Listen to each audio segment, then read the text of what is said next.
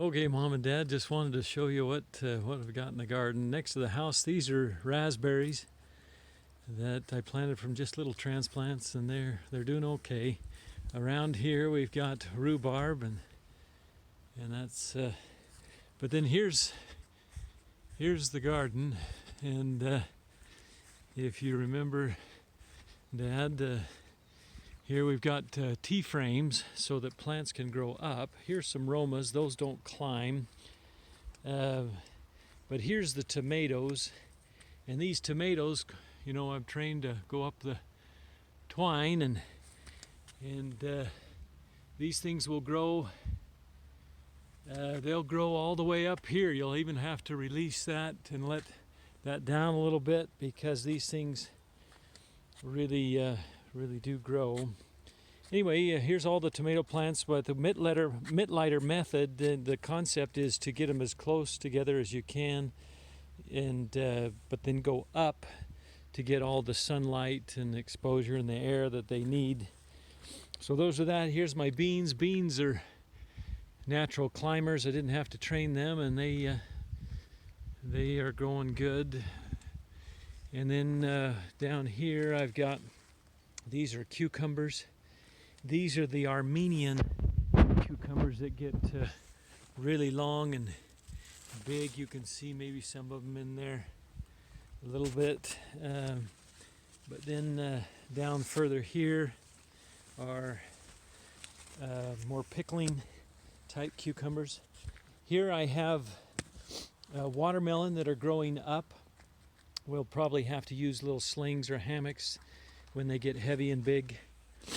But these are all watermelon. And then here's a couple cantaloupe, and those are growing up as well. These are yellow squash, and they don't climb, but they're doing well. And then these, I think, are spaghetti or some kind of squash, and they're growing up.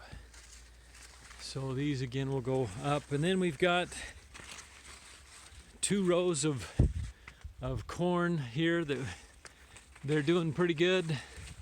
We've got some tassels that are starting to come out, and so we've got these 2 rows that are good. And then here we've got one that we planted, a row planted 2 weeks later, just to space them out a little bit. We've already started to harvest our beets. We don't particularly care for the beet greens, but I just made some pickled beets yesterday. They're just wonderful in a vinaigrette. They were great.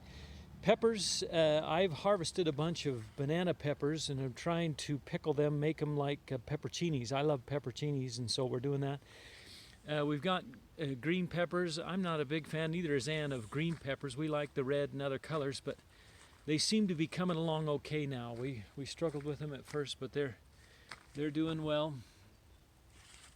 Then over here we've got 2 rows of red potatoes. We really like red potatoes, and so this is one red Norlands. Those are doing pretty well. These other ones are chieftains, and they just did not take as well. Kind of learned our lesson, I guess, on that. We'll go with the red Norlands from here on out. But these, of course, have flowers, and my understanding is when they flower and grow and die, then they're ready to be harvested. So that's 2 rows of red potatoes. Here we planted peas a little bit late. They never took. And here's our kohlrabi. These are kind of like a turnip, but they grow above ground. We look forward to those. We didn't weed this really well. It took a long time, and so these plants are kind of spindly. But I hope they rebound and grow. And then our last row here is we've got cabbage. And then a half row of cabbage, and then the rest here are zucchini. And of course you can't fail at growing zucchini. So we got a lot of those. We've harvested a bunch already, but we got more. So that's our garden. Put a lot of work into it. But we figure that now that we put the work into it and established these things, we'll just be able to come in here, and this, when we harvest everything, we'll take the little Mantis rototiller and go right down the rows and just rototill those for next year. So we figure that it'll be easier going forward because we put a lot of the work in up front. So that's that.